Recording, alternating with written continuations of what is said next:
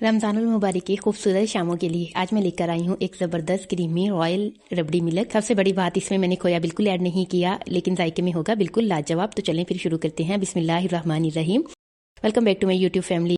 कैसी हैं सब? होप सो सब ठीक होंगे, खूब मज़े में होंगे।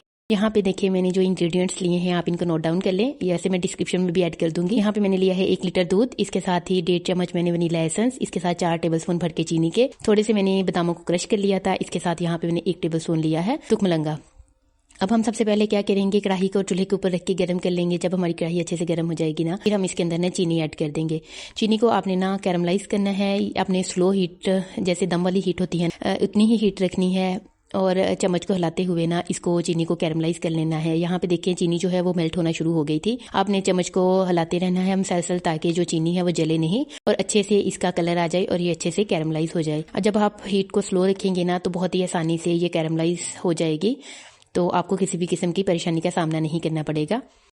यहाँ पे देखें चीनी जो थी कैरमलाइज हो गई थी अच्छे से माशाल्लाह से। अब हम क्या करेंगे, जो मैंने 1 लीटर दूध लिया था वो इसके अंदर हम डाल देंगे। बहुत ही एहतियात से आपने डालना है। यहाँ पे देखें जब मैंने दूध इसके अंदर डाल दिया तो जो हमारी कैरमलाइज की हुई चीनी थी वो एकदम से जम गई। तो आपने ना, अगर आपकी भी ये कंडीशन हो जाए तो आपने परेशान नहीं होना, क्योंकि हमने इसके अंदर दूध डाला है तो ये इसी कंडीशन में आ जाएगी। आपने ना बस चम्मच को हिलाते रहना है। 2 से 3 मिनट के अंदर जो चीनी है वो अच्छे से इसके अंदर ना डिसॉल्व हो जाएगी। और यहाँ पे ना 3 इलायचियाँ जो थी वो खोल के इसके अंदर ऐड कर देंगे। देखें यहाँ पे ना ऑलमोस्ट जो चीनी थी वो डिसॉल्व हो चुकी थी, बस थोड़ी सी बाकी थी। अब हम ना क्या करेंगे, जब इसमें ना बॉयल आना शुरू हो जाएगा ना, फिर हम ना इसको 5 से 7 मिनट के लिए अच्छी तरह मजीद कुक कर लेंगे फुल आंच पे, ताकि जो हमारा दूध है वो अच्छे से गाढ़ा हो जाए और इसके अंदर ना एक अच्छा सा कलर भी आ जाए। बहुत ही अच्छे तरीके से हमारी जो रबड़ी है वो बन के तैयार हो जाएगी। हमने कोई इसमें खोया ऐड नहीं किया, कोई भी आर्टिफिशियल कलर ऐड नहीं किया। बहुत ही मज़े का इसका ओरिजिनल और बिल्कुल प्योर तरीके से मैंने ये बना के तैयार किया है। बहुत ही सुपर इजी रेसिपी आप लोगों के साथ शेयर कर रही हूँ। आप लोग भी ज़रूर ट्राई करें, मुझे फीडबैक ज़रूर दें कि आप लोगों की रबड़ी में कैसा बना। अब हम क्या करेंगे, यहाँ पे ना मैंने जो 1.5 चम्मच लिया था वनीला कस्टर्ड वो दूध में ऐड कर लिया था। अच्छे से मिक्स करके वो थोड़ा थोड़ा करके इसके अंदर डालते जाएंगे और चम्मच को ना आपने मुसलसल हिलाते रहना है, ताकि इसके अंदर गुठलियाँ ना बन जाए। और आपने चम्मच को हिलाते हुए ना जब इसके अंदर कस्टर्ड डाल लेना है, तो आपने ना 2 से 3 मिनट के लिए इसको फुल आंच पे अच्छे से कुक कर लेना है। चम्मच को हिलाना बंद नहीं करना आपने, वरना ये नीचे लग जाएगा और इसमें ना स्मेल आने लग जाएगी। और फिर यहाँ पे ना मैंने जो क्रश किए हुए बादाम थे वो भी ऐड कर दिए। आपने 2 से 3 मिनट के लिए ना इसको अच्छे से कुक कर लेना है। देखिए यहाँ पे माशाल्लाह से ये काफी हद तक गाढ़ा भी हो गया था और इसका कच्चापन भी दूर हो गया था। अब हम क्या करेंगे, इसको चूल्हे से उतार लेंगे। इसकी ना हीट अच्छे से रिलीज हो जाएगी, तो फिर हम ना इसको एक बाउल के अंदर शिफ्ट करके ना 3 से 4 घंटे के लिए फ्रिज में रख देंगे।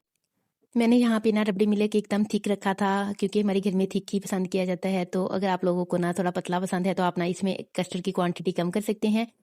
और फिर हम क्या करेंगे, यहाँ पे मैंने एक बाउल के अंदर शिफ्ट कर लिया, क्योंकि ये अच्छे से ठंडा हो गया था। अब हम ना इसको 3 से 4 घंटे के लिए ना फ्रिज में रख देंगे, ताकि ये अच्छे से ठंडा हो जाए और फिर हम ना इसको सर्व करेंगे।